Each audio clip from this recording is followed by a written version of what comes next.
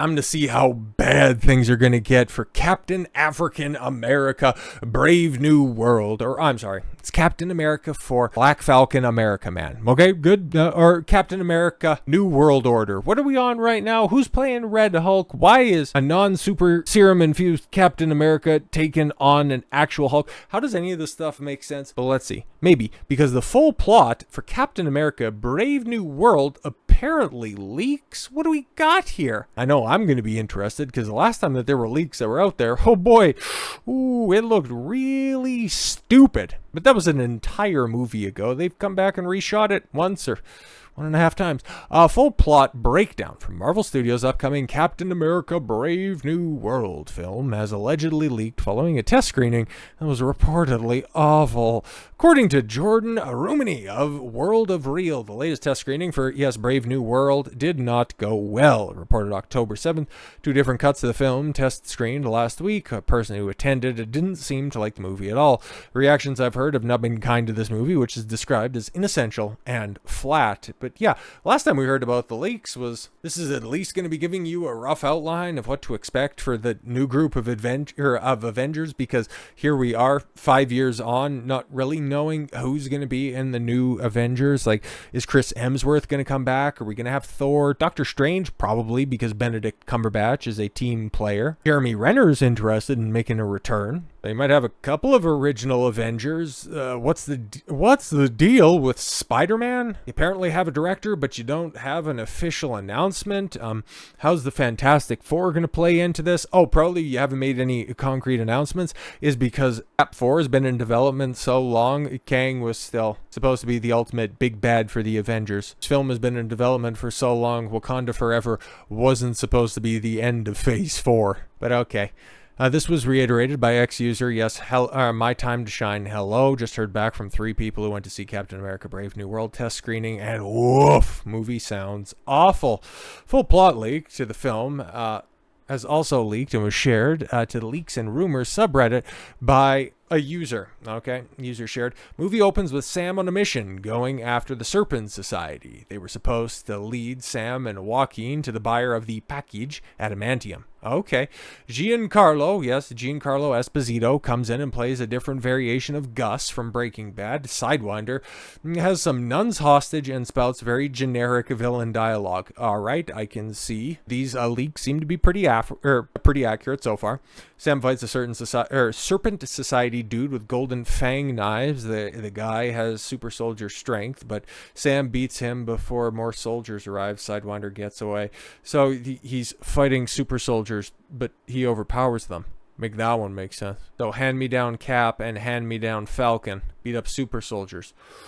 Okay then, sounds like the film's off to a great start. Next user shared, Sam takes Joaquin to be trained by Isaiah Bradley. Remember, he was the guy who was held back by racism that we figured out in Captain America, in the Falcon and the Winter Soldier. Anybody remember that? Of course you don't. Followed by a training montage with Sam, Joaquin, and Isaiah throwing around punching bags. Okay, Sam is invited to the White House. He decides to bring Isaiah and Joaquin, and they party in a limo. On the way to the White House, they take pictures with President Harrison Ford.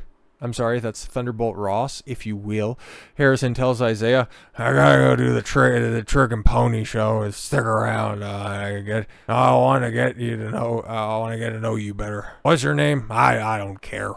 From there, Ford's President Ross informs Sam that he wants him to lead a new Avengers team. Oh, looks like that's a plot point that's sticking around, huh?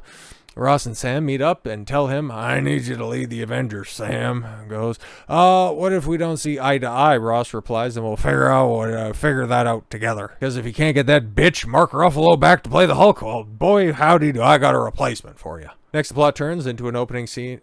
Into the opening scene from X2. Oh, don't you bastardize that. That's great. Ross is almost assassinated by Isaiah Bradley, as well as other mind-controlled soldiers and security. It's the HARP system. They got him in the mind control.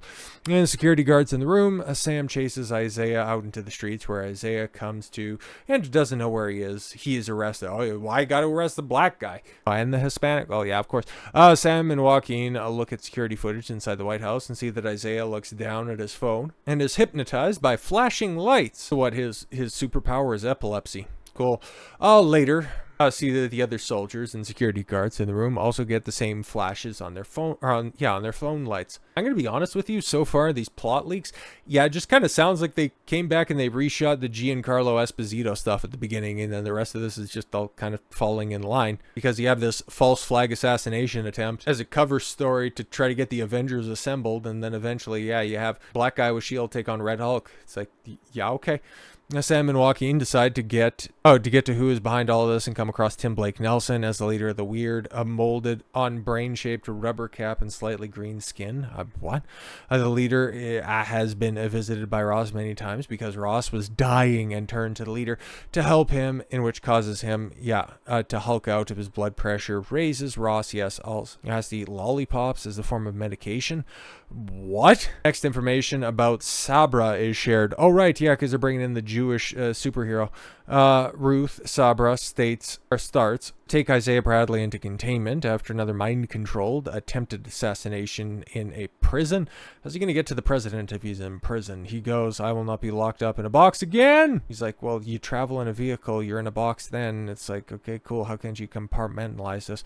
Ruth decides to also track down breadcrumbs leading to Stearns, the leader, where she comes across and very briefly teams up with Sam and Joaquin. They're literally doing the joke, a black guy, a Hispanic, and a Jew are in a car who's driving the police. They go to Stark Technologies where they meet with Amadeus Cho, who's the smartest engineer there. Of course, it's Amadeus, the 14-year-old girl. I don't know where they found this actor, but he's not good at all. Well, I mean, what did you expect? Sam says something about Pepper, but we never see her. President Ross is bunkered down, away from danger. They're trying to get the world leaders to agree on a peace treaty, and it's having trouble with Japan getting on board. They're still big mad about something that happened like 80 years ago. After Japan thinks America robbed it of its adamantium. Because spoilers, they finally addressed that celestial from the Eternals that's poking out of the Indian Ocean, and that's supposed to be the source of adamantium. So prior to this course correction with bringing in the X-Men and rejiggering things with Doctor Doom, they were never going to address the Celestial. This leads to Torres and Wilson meeting up with Ross as American battleships and Japanese battleships fight with each other in a big set piece near the land of Tiamat in the Indian Ocean. See, I wasn't making that up. Big CGI-filled action scene. So it's got what, battleship? Oh, there you go. You can get your battleship sequel right here in this Captain America spin-off into the air and the water, but then rescued by a medic. That's wonderful. Okay. Then alleges that the Winter Soldier does make a cameo. Oh man, leave Bucky out of this. As Torres is in the hospital recovering, Bucky swings by to check on Sam, makes a speech, jokes about how it was written in, says he has a fundraiser to get to, and then nopes the F out of the movie. Hey guys, how's it going? I'm going to be in the Thunderbolts. All right, see you later. Ross finds out that he's being set up by Stearns to make Japan and the other world leaders not want to work with him because of reasons. This sounds awful. This is one of those and then. Something to do with the Serpent Society stealing adamantium or something. I don't know. It wasn't very clear. But Ross goes to a press conference at the White House where all of a sudden the leader's vaguely portrayed mind-controlled sounds start playing through the speakers, eventually causing Harrison to hulk out. Oh my god. Old Indiana Jones becomes Red Hulk. Oh no, it's gonna be crazy. Leader then confronts Sam and subsequently underestimates him. Sam meets the leader who admits his evil plan, and Sam thinks he will die because he's not Steve Rogers. Says I love to prove people wrong. Sam shows up in the scene with Hulk, and the two tear up the White House very January 6, evoking imagery at times. They're literally keeping all of that stuff that we heard from the leaks, I think, about this time last year. Ain't that great? Eventually started hashing it out, and the fight culminates with Sam stabbing one of his wings into Ross's side, which causes him to transform back into Harrison. If he's the Red Hulk, how can he get pierced by anything? Okay, all scratched up. Doesn't have the invulnerability that Hulk has. It's gonna piss off comic book purists, by the way. Ross is locked up in the raft. Okay, is told by Sam, how does it feel to be locked up? Ross, which is like, okay, cool. He's supposed to be a corrupt president, but they haven't really outlined that in the script. It's just, okay, he's working with Serpent Society, I guess. Now he gets thrown in prison. Ross is like, well, at least I'm safe, and they made the point to have Sam literally say to the president, thank you for taking accountability for your own actions and turning yourself involuntarily. I want to die. Oh my God, where Ross is met by his daughter Betty, Liv Tyler, who starting to look like her real dad, apparently. Then it ends. Sam visits Torres in the hospital. They joke about Torres being from Miami and visiting Wakanda to get new wings. Holy shit, bro. Nobody cares. Oh no, next we see the leaker shared an image mid-credit scene that sounds like the final scene from Justice League with Lex Luthor. Oh no. Perhaps we need to make a league of our own, and then Gina Davis and Rosie O'Donnell turn out. No. He wrote Sam visits the leader in the raft, mentioned something about giving Hulk juice to Amadeus Cho. Oh, what, we're getting the yellow Hulk? And Stern goes, something big and bad is coming. Sam is like, I'll be ready. That's it. No one else shows up. It's like, something bad's coming. It's like, yeah, no, it's just me, a black man with a shield is going to be able to stop Galactus, Doom, Silver Surfer, the Thunderbolts. Like, what are we setting up here, bro? This is so dumb. I don't know if it's referring to Doctor Doom or Incursions or what, but yeah, what is a non-superpowered, broken-ass wing-having Captain America knockoff going to do? Bro, this sounds like ass. It sounds actually worse, because at least you could get some laughs out of those last leaks that we heard where Captain America was getting turned down by a bunch of different Avengers. This one right here, yeah, this just slots into generic-ass Marvel slop. So yeah, inessential and bland, that's what we're hearing, that's what we're seeing, and that's what I'm thinking. Stay tuned in February when nobody watches this trash. So with all that said, thank you all very much for the gift of your time. I've been Don Consuelo. I want you to follow your gut and get after it. Take care, everyone.